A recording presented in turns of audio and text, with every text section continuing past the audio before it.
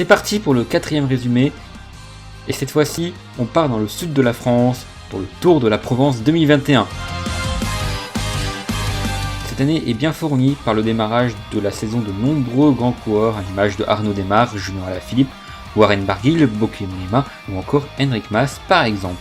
Voilà, c'est la première course, donc c'est un bon moyen de prendre des repères pour la suite, et puis je pense avoir bien travaillé, et j'ai hâte de voir un petit peu comment je me sens, quoi. Je sais pas trop où j'en suis, j'ai bien travaillé, mais est-ce que j'ai assez travaillé les intensités? Est-ce que les autres ont aussi beaucoup plus travaillé, sont encore plus en forme? Je vais vite savoir ça aujourd'hui. Et non, je suis plus là pour viser un classement général entre 8 et 12, ce serait une bonne performance pour la reprise.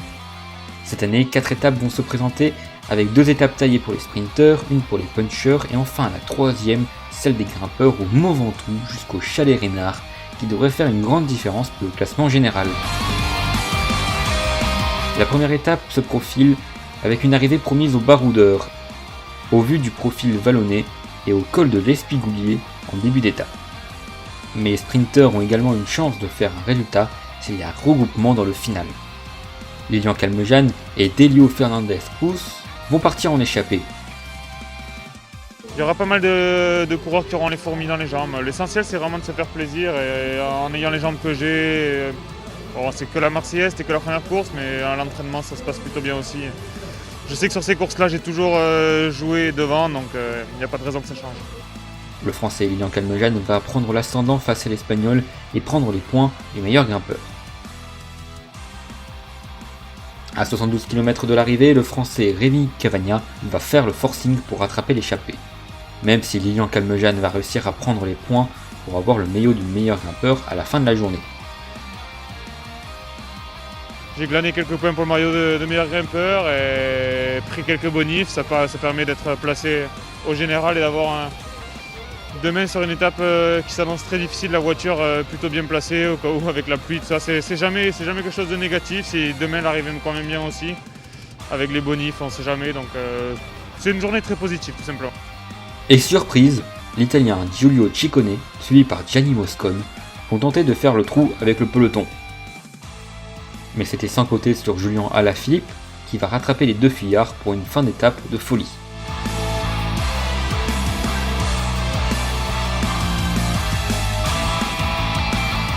Le petit groupe va tenir jusqu'à 2 km 700 de l'arrivée où le champion du monde va essayer de surprendre le peloton qui était sur le point de les rattraper. Il est suivi par Gianni Moscon, mais le peloton va tout de même les rattraper à 2 km de l'arrivée.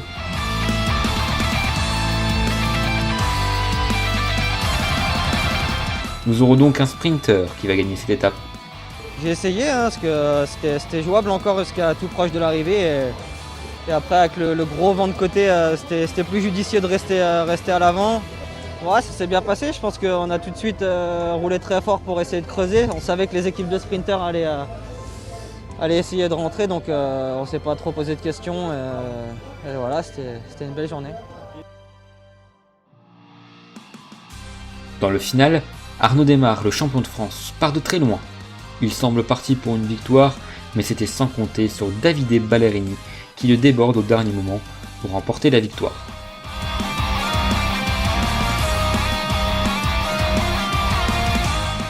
La deuxième étape, moins vallonnée, sera prolifique aux sprinters punchers avec notamment un final assez accidenté. Mais attention, la pluie va jouer sur ce final. Des coureurs comme Julien Alaphilippe, Ben O'Connor ou encore Giulio Ciccone auront toutes leurs chances également. Bon, on va voir, on passe une première fois avant d'entamer la boucle finale, donc voilà, l'objectif numéro 1 c'est de contrôler pour essayer de garder le maillot et encore une fois essayer de gagner l'étape avec soit Davide Ballerini qui est très fort au sprint et puis moi je vais voir comment je me sens.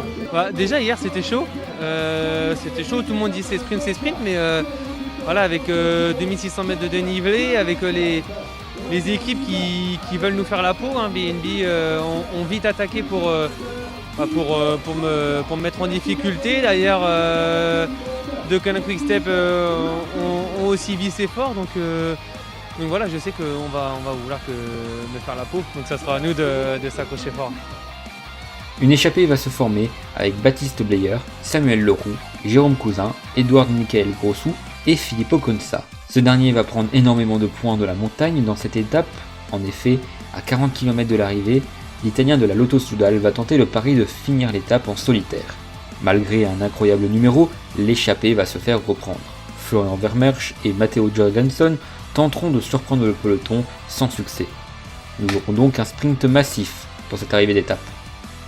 À 1 km de l'arrivée, Alexander Vlasov va chuter et va emmener Julian Alaphilippe. C'est finalement Davide Ballerini qui va encore gagner cette étape devant Giulio Ciccone. Lilian Calmejane garde quant à lui le maillot de meilleur grimpeur, mais l'Italien Filippo Conza n'est pas loin derrière. La troisième étape de ce Tour de la Provence est promise aux grimpeurs, avec notamment une fin d'étape au Chalet Reynard, près du Mont Ventoux.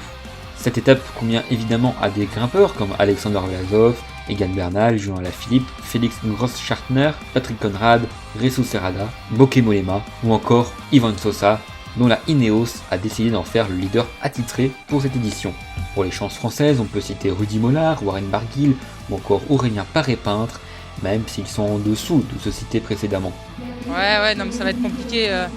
J'ai bien vu les prétendants à la victoire. Je pense qu'il y a Ciccone qui est en très grande forme ici sur le Tour de Provence. Après on a aussi Vlasov qui l'an passé fait deuxième avec Lutsenko. Donc ouais, moi je serais plus vers la 10e place, mais je vais essayer de m'accrocher le plus longtemps possible pour, si jamais, finir devant.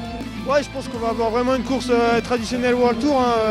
On va arriver au pied groupé où l'échappée sera pas loin et je pense que des équipes comme Ineos vont prendre en main et faire un rouleau compresseur et puis voilà, ça va. Clairement, la stratégie est très simple, on va arriver groupé en bas normalement, c'est presque sûr et ça va être les jambes qui vont parler jusqu'en haut quoi. Il y a le Ventoux aujourd'hui pour se tester, ça va faire un bon test de 30 minutes. Après je suis pas à mon meilleur niveau mais je vais m'accrocher le plus longtemps possible et essayer de faire une belle montée. C'est vraiment une belle course pour préparer la suite et le calendrier de début mars où je suis toujours en bonne forme donc je suis vraiment content d'être sur le Tour de Provence. On retrouve à l'avant de cette étape une échappée composée de Florian Vermeersch, Jérôme Cousin, Damien Godin, Louis Louvet, Nicolas Badjoli et Alessandro Fedeli. A noter qu'au cours de cette étape, Lilian Calmejane a dû abandonner à cause d'une chute. Il laisse alors le maillot de meilleur grimpeur à Filippo Conza. Le groupe de tête va se désolidariser au pied de la côte finale, à l'image de Damien Godin qui tente une sortie. C'est finalement les coureurs italiens Badjoli et Fedeli qui vont être les plus résistants face au retour du peloton. Mais l'échappée termine à 9 km de l'arrivée grâce aux attaques successives de Arnold Terrada et de Matteo Fabro, qui vont se faire reprendre quelques minutes plus loin. Le groupe de tête est alors mené par l'Armada Ineos afin de faire gagner Ivan Sosa ou Egan Bernal. Les coureurs vont progressivement se faire lâcher du groupe jusqu'à l'attaque de Ivan Sosa qui va laisser le groupe sur place.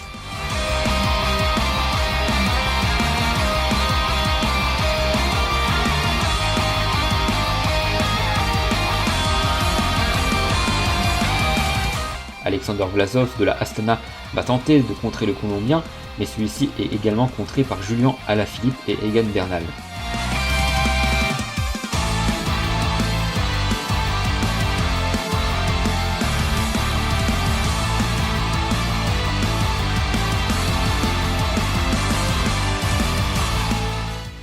Le Français est donc contraint de rouler seul en emmenant l'ancien vainqueur du Tour de France avec lui. Le Néerlandais Wout Poels va recoller aux deux hommes, mais il se fera lâcher sous une attaque du Colombien Egan Bernal. Julian Alaphilippe va réussir à suivre.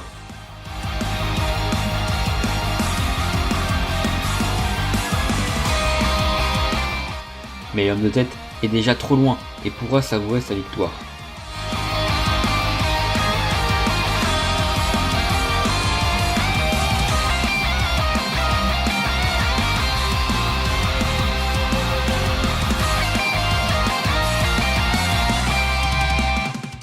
Son coéquipier colombien va réussir à prendre la deuxième place face aux Français. Ivan Sosa prend ainsi la tête du classement général ainsi que le classement des meilleurs jeunes. Filippo Conza prend le maillot du meilleur grimpeur suite à l'abandon de Lilian Calmejane et Davide Ballerini garde son maillot de meilleur sprinter. La dernière étape de ce Tour de la Provence 2021 se termine sur une étape de plaine qui ne changera que très peu les classements finaux. Mais le Français Julian Alaphilippe réussit dans cette étape à faire un sprint intermédiaire et à récupérer des bonifications de temps afin de passer deuxième position du classement général. Certains coureurs sont évidemment intéressés par la victoire, comme Arnaud Démarre ou Alexander Kristoff par exemple. Maintenant, on n'est pas passé loin le premier jour. Ici, on a encore aujourd'hui une belle occasion d'aller chercher la victoire. Donc forcément, on va aller se battre pour chercher un bon résultat. Une première échappée va se former avec Luis Guillermo Masbonet, Tony Galopin, Jérémy Levaux et Andreas Leknesund qui prendra 15 points de la montagne aujourd'hui. Il aura ainsi le même nombre de points que Filippo Conza, mais ce dernier est mieux passé dans le classement général. C'est donc l'Italien qui va hériter du maillot du meilleur grimpeur pour cette édition. Le coureur Luis Guillermo Masbonet va tenter de faire cavalier seul suite à l'avancée du peloton, mais sans succès, et les 4 coureurs solitaires vont se faire reprendre à 2 km de l'arrivée. On se dirige alors vers un sprint massif.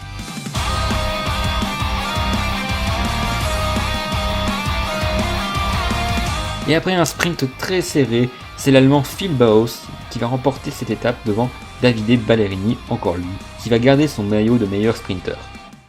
Le classement général et le classement du meilleur jeune ne changent pas. Ivan Sosa remporte cette édition 2021 du Tour de la Provence.